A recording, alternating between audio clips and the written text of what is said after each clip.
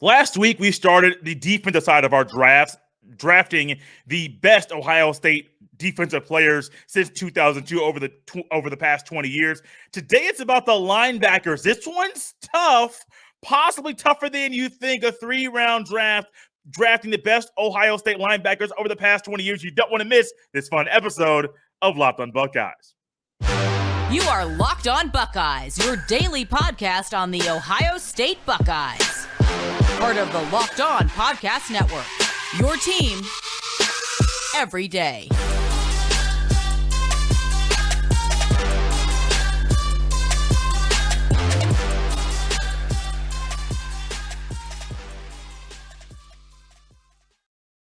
What is up, Buckeye fans? Welcome back to another episode of Locked on Buckeyes, part of Locked On Podcast Network. I'm your host, Jay Stevens, also the host of the Jay Stevens Podcast. It is Friday, August the 5th in the year 2022, and today's episode is brought to you by BetOnline. BetOnline has you covered this season with more props, odds, and lines than ever before. BetOnline, where the game starts. It is Friday. There is a bonus episode, a second episode of the day that's available in your feed as well. Subscribe to Locked on Buckeyes on your favorite podcast listening app and on YouTube to catch both episodes today. And today, like I mentioned a few seconds ago, it's our time to draft the best Ohio State linebackers over the past 20 years. And here back with us once again, you see him on the YouTube right now. It is my guy, our guy, Jeff Hunt from the Off the Ball Network. Jeff and I are fired up, ready to go. Fall camp has started, and Jeff and I love Ohio State football. Jeff, I'm done talking. It's your turn, buddy. How you doing? Hey, I'm doing wonderful. There's a good chance that by the time people listen to this episode, I'll be a grandpa for the first time. So that's got me wired up. We're recording this on the opening day of training camp, which is crazy. This is something I love about college football. There's only 25 practices until Ohio State plays its biggest game of the year. I mean, that's just the fact. So that is something unique about college football. Like, if you compare, like, today is more important than, the NFL Hall of Fame game is to the NFL teams. Like, this is huge. These coaches, this is what they get paid for. This is what they're there for. They have 25 days to create a team and decide, like, what they're going to do going forward. It's such an exciting time, and this is such an exciting topic. Some of the most, the current climate, I don't know if we recognize linebackers, like we did 30 years ago. Mm-hmm. And so, but then we're going to talk about some guys who, ironically, though, are some of the most important Ohio State players of all time. So this is going to be a great list. So this is, I believe, week 5 of our drafts, Jeff. We have done the quarterbacks, we have done running backs, we have done wide receivers. Last week was the first defensive position group we did. D-line, it was D tackles and D ends. I believe there was one D tackle taken. I think Mo took him last week. I forget off the top of my head if that actually happened or not, but this week's all about linebackers. Next week we have defensive backs, and we might have Jeff back on for a fun I don't know who's going to be on for that one. It could be me solo. A fun recap show, just kind of figuring out who drafted the best guys, who has the best depth chart, myself or the guest. So it's going to be a fun little back and forth for that. Corey really set the bar high with the receiver draft, and I believe he's doing defensive backs too. I don't know if you've confirmed that. His list is going to be great. I like the way he did it, and I kind of took some of that. So I kind of took some more positional stuff, more building a squad stuff, like Corey did. I thought so far he had one of the best drafts that you've done so far. So I'm trying to live up to that tonight. One of the best things about sports is that drafting and list take up a lot of time, and they allow us to have conversations for days. Now, I won't come on here and be the guy that's going to have the Michael Jordan, LeBron James debate. I think that's played out, and it's old. I think so. Jeff and I off air had a conversation about Larry Bird being the best three-point shooter of all time. Check the numbers, check the percentages, check how many threes he shot per game, not how many he made, how many he actually shot. I think you'll realize that argument might be a little outplayed and really somewhat idiotic. Jay's coming in hot tonight. So, Jeff, it's all your fault. You started it before we hit record. So I understand all those things. Sometimes arguments are a little crazy. Because people just don't really know what they're talking about. But when you think about all this, we're talking about Jeff and just what Jeff talked about with the linebacker play. There are guys on my list, and I'm sure there are guys on Jeff's list that you know of but sometimes their importance when it comes to the grand scheme of how a defense plays kind of gets overlooked, kind of gets a little bit forgotten. And so I got my list here, guys. If you're new to the draft, I know there are a lot of new people coming around for football season. There are 3 rounds. The guest, whoever the guest is, gets the first pick. And so Jeff will get the first pick. It is a snake draft. So Jeff will get the first pick. I'll get the second pick of the first round, as well as the first pick of the second round. Jeff will go back-to-back again. Second pick of the second round. First pick of the third round. I get the last pick. And then the only time Jeff and I can have the same player, pick the same player, is at the very end. We can say, who will our next pick be? I already know who my next pick will be, the fourth guy I'm going to take, because I know for a fact he's not going to be in the top 6 linebackers on either my big board. Here's what's funny. I also know who your next pick's going to be. I'm going to write it. I'm going to write it down, and I'm going to be right. Oh, Jeff knows me so well. Jeff, we're going to go ahead and get this thing started, have a little bit more fun. I'm fired up because of Jeff Hunt. Jeff's fired up because it's football season. So this should be a lot of fun today. Jeff, first pick in our linebacker draft, the best Ohio State LV over the past 20 years. Who are you going with? This was an easy one, no brainer. Everybody right now listen to your show, however they're listening to it. It's like there's only one name you can say. There's only one name. It's AJ Hawk. AJ Hawk is without a doubt the best linebacker at Ohio State. The guy could do everything. He could tackle. He could cover.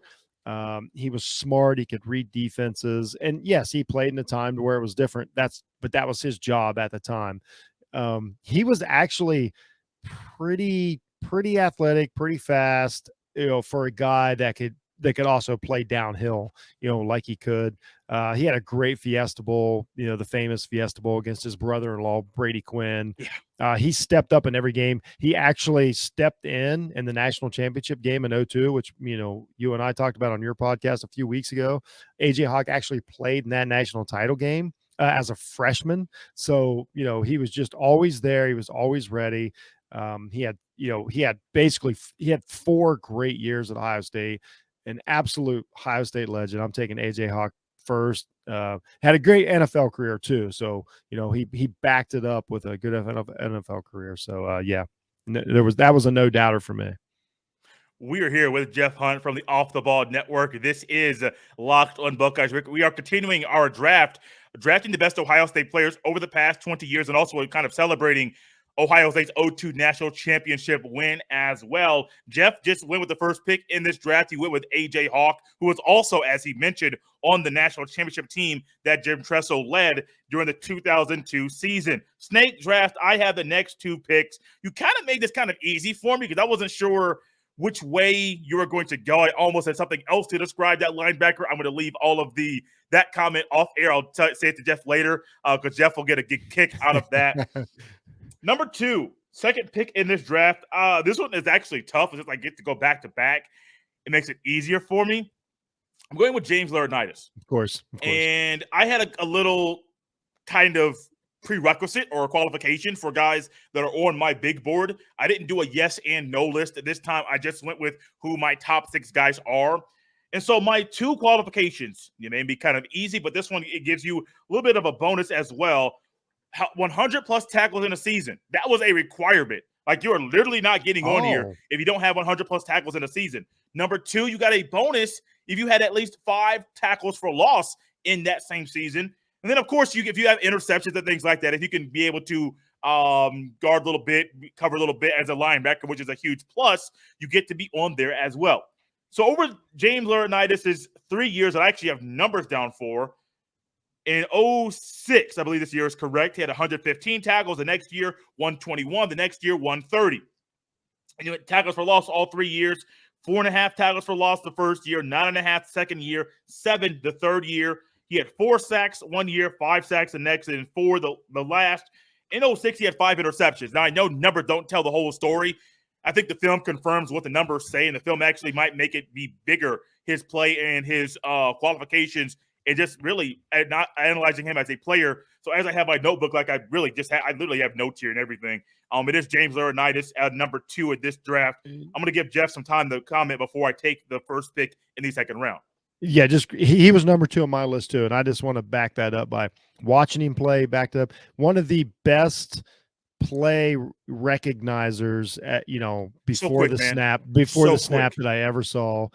He's another guy that had to step in when he was young because I believe it was Bobby Carpenter got injured. Mhm. The little animal comes in. He was, it was kind of the story. And then for the next 3 years, he didn't relinquish the position. Another guy that went on to NFL stardom. And is doing great things now. He's coaching at Notre Dame. But absolutely a leader on the field, a general on the field, like you want your middle linebacker to be a true traditional middle linebacker. Great tackler, great hands, just everything about him. And then I just think back now, like imagine me saying that last year we had a linebacker that had 4.5 tackles for loss. I mean, it just blows my mind the kind of numbers he put up. Great player. I met him one time, him and his father, two of the nicest guys we ever met too. And shout out to him as well. I know he's now on the Notre Dame coaching staff.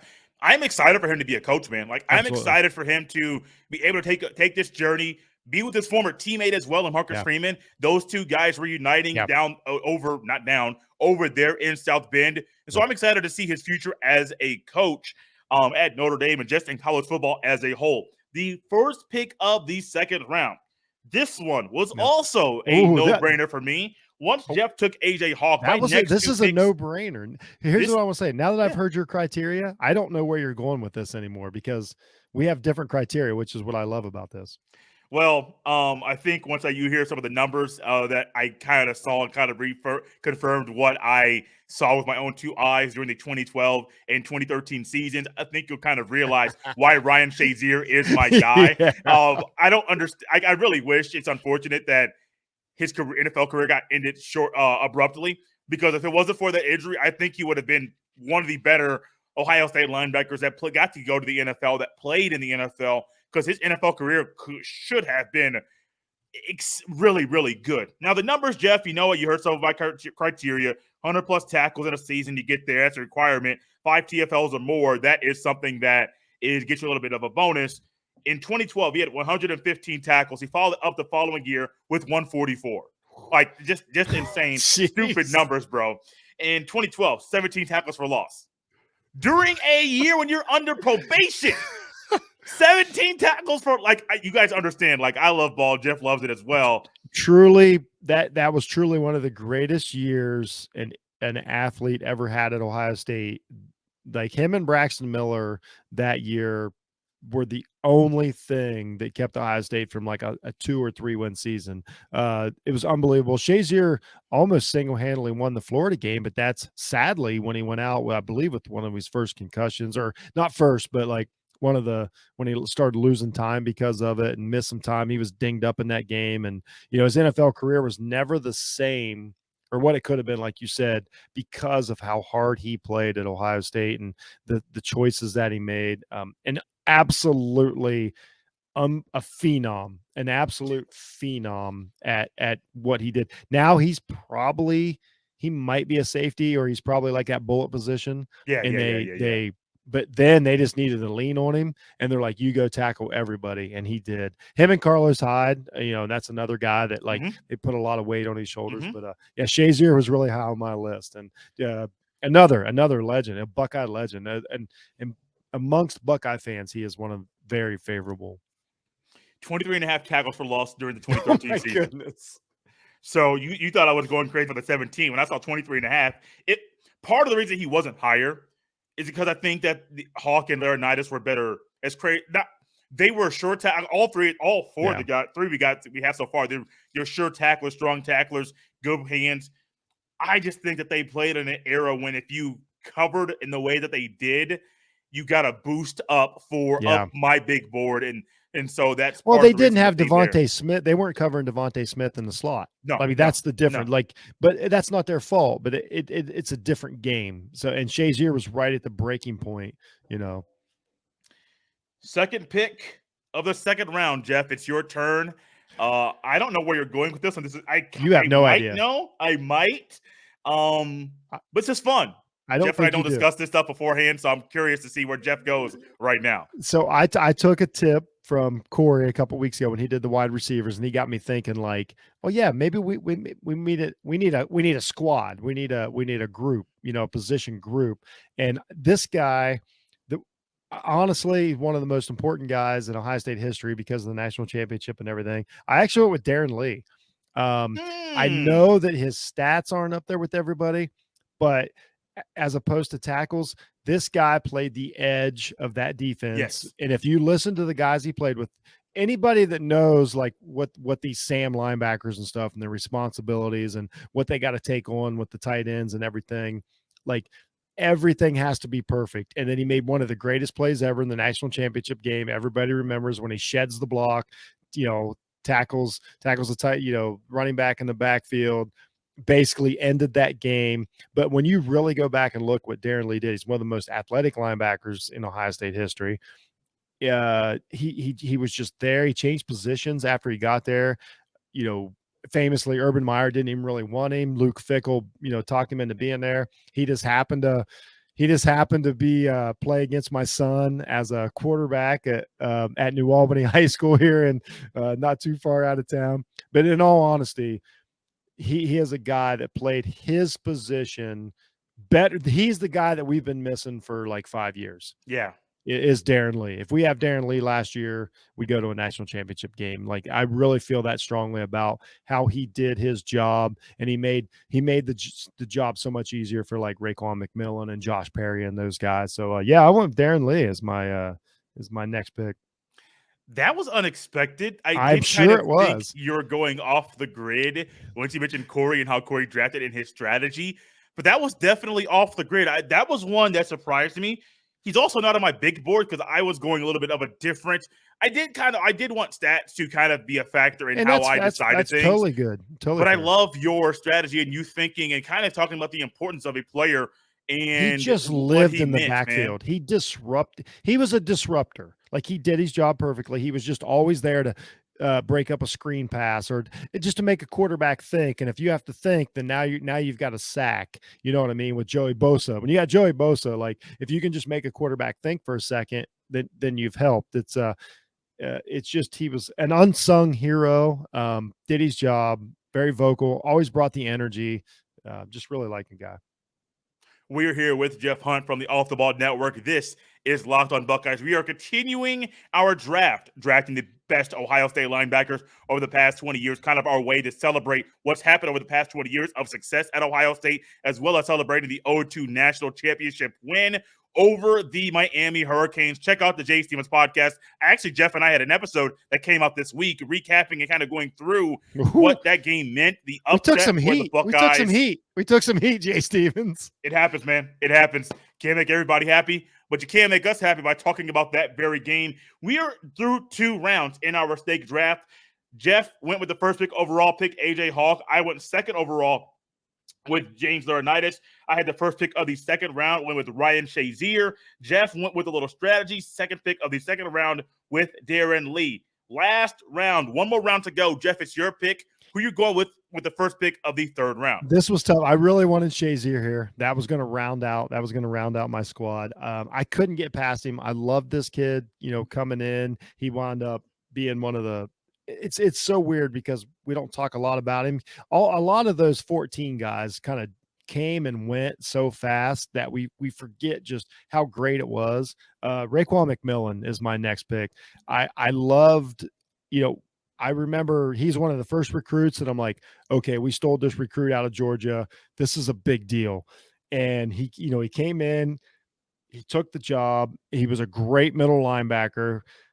He a more modern linebacker. He had a lot of responsibilities, but if you really go back and watch the tape of that season, he did awesome. 14 and 15. I love the guy. We don't know how good he's going to be in the pros. Some injury issues and stuff, but he just did everything he needed to. He didn't talk a lot. He was a little like Von Bell. He's kind of on the Von Bell list of like, man, when you really go back and watch the tape, like that guy just did their job. He made it so hard on the other team. He tackled who came at him. He got in coverage position. So yeah, I went with Rayquah Mcmillan as my third pick on my squad. And I'll take Hawk, McMillan, and Lee. I think I can do something with that. You give us those guys a couple years ago. I think we got another national championship. I think so. I think so, Jeff. That was one of the guys I was kind of hoping you would not take. I wasn't sure if you were going to take Joshua Perry or Rayquah McMillan. They were neck and neck. They really were neck and neck. And those two were neck and neck, even on my board as well. This one for me is almost a no-brainer. Ohio State people will recognize this name. He is still around Ohio right now. He is someone that does some media stuff on the radio, has a radio show in the morning there in Columbus on 97.1 The Fan. He's actually been on this podcast before, believe before the 2021 season. It's Bobby Carpenter, man. Unfortunately, when I went back to sportsreference.com, they didn't have the stats for tackles or really the things we're used to talking about nowadays, just because they didn't keep track of those things back then. They're somewhere. I just did not find them at the time. But Bobby Carpenter, to me, man, the one thing that stands out to me when it comes to his play, size, speed, strength, and ability to just set the edge and even rush the passer. I think when you think about an outside linebacker, you think about a few different things. But even back at that time, I wasn't really thinking about an outside linebacker that can rush the passer as well as set the edge at the same time. Think about a guy that's outside linebacker, and he could be a 3-4 or a 4-3 outside linebacker, wouldn't be a problem. And he can his ability in the read option game. You think about back then, the triple option, which was prevalent throughout college football all the time in the early 2000s. Think about the read option game today, when it could be a read option between just the quarterback and running back, no pass element, or the RPO, the run pass option. I think he would flourish in that. Yeah, he played, literally almost 20 years ago. Yeah. But I think he can still play in today's game with his own skill set from that time. So this was a no-brainer. Bobby Carpenter, to me, was the perfect guy. You talk about you having Hawk, Lee, and McMillan. I will gladly take Laurinaitis, Shazier, and Carpenter. Versus your three, buddy. That's a little bit of fun right there. Carpenter's probably a stand-up rush edge, maybe. Now he was great in the flats. He was great at stringing out a play. He was great at taking on running backs, taking on fullbacks. He really played that edge of the defense, within 10 yards from the line of scrimmage is good. And it's hard to say that now, because if you watch football tomorrow, you're like, well, what they would do now is they would bring over a 5'9" receiver and they would put him heads up on Carpenter, and then he doesn't have a position. But that wasn't how it was then. Exactly. So that's not how you can look at it. He did he was great at his job, stringing out plays, taking guys on at the point of attack, rushing the passer, hurrying up the passer. A really, really, really good linebacker. Those three, Hawk, Carpenter, and Anthony Schlegel, the three-headed monster back then, they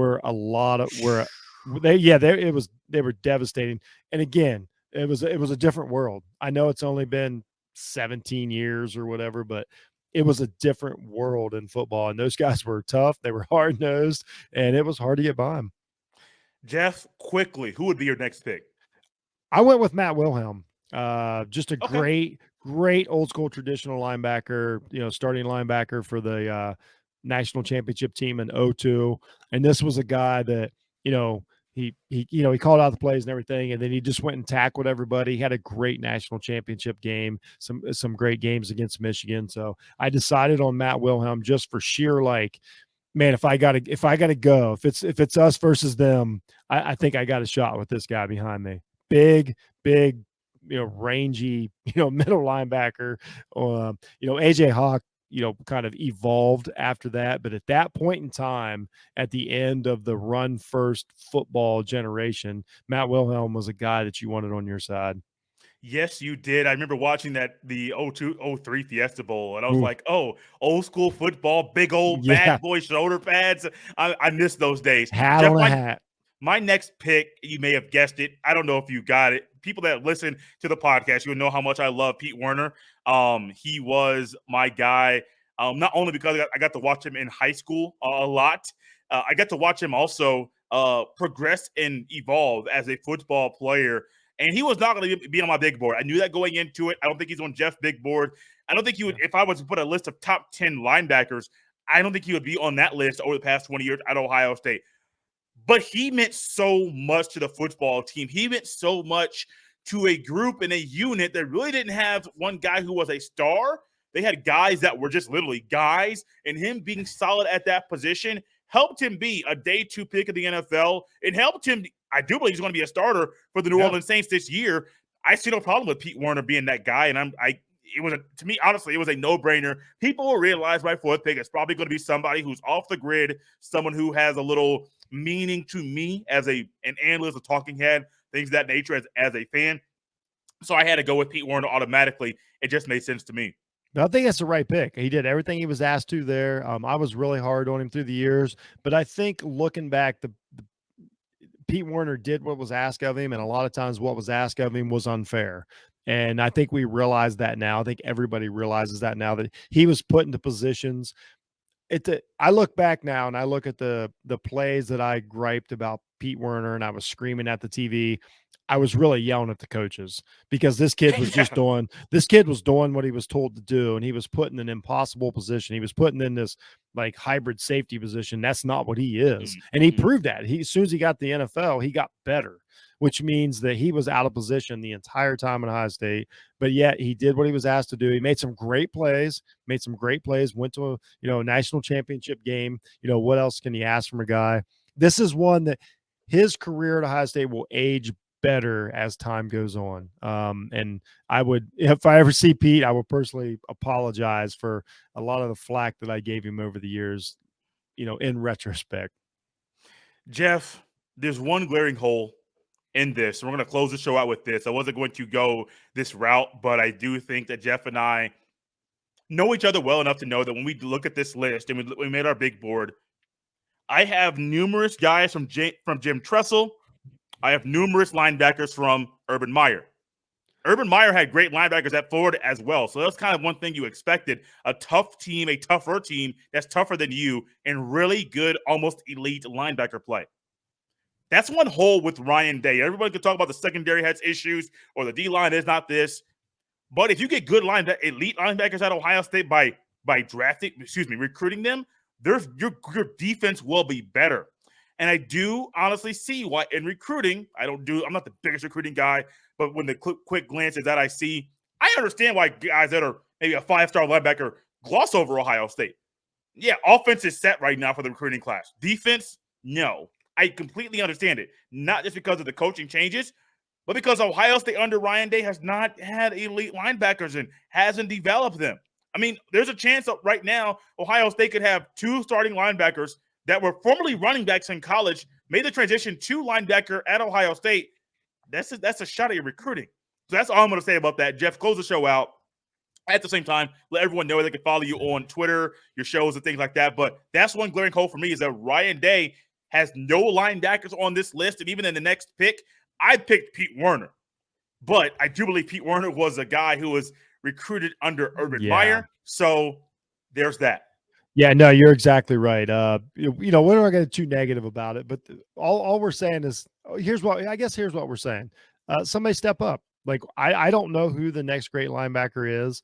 I don't know who's going to, and it's going to be a linebacker. Like, if this team is going to go where everybody expects or wants it to go, there's going to be a linebacker that we're going to remember their name. That's plain and simple. Somebody's gonna have to step up. Somebody's got to be the leader in that defense. And I understand Noel's defense. You don't have to at me. I'm still saying there's going to be a linebacker that we're going to know his name. We're going to know his number. We're going to remember him forever. And I'm hoping that we just don't know who it is now.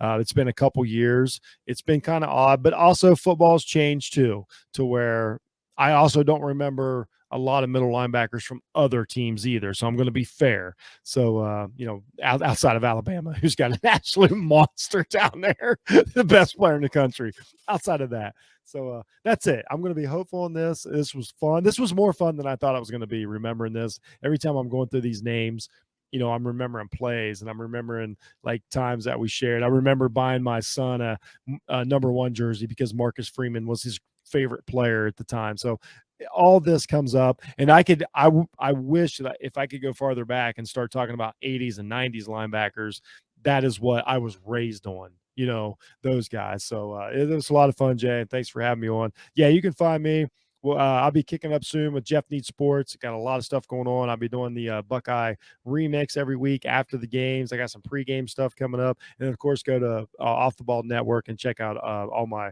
partners over there who got a lot of stuff going on. Football season's heating up, and it's going to be a lot of fun.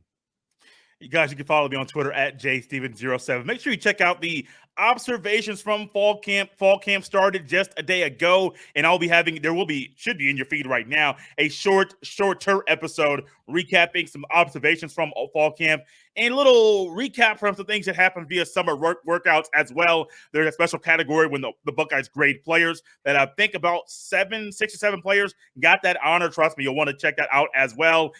This Friday, got the feel good hat on. It's a Friday Nintendo controller, old school look. I'm excited for next week and the week after. And the week after, we have football. Fall camp is here. I will be at high school football games here really, really soon. The Buckeye season will be here before we know it. NFL preseason. Practice games are here, baby. Look, I'm excited, y'all. I'm out of here. Jeff's out of here. Let's have a great weekend. Let's enjoy the weather and enjoy our time together.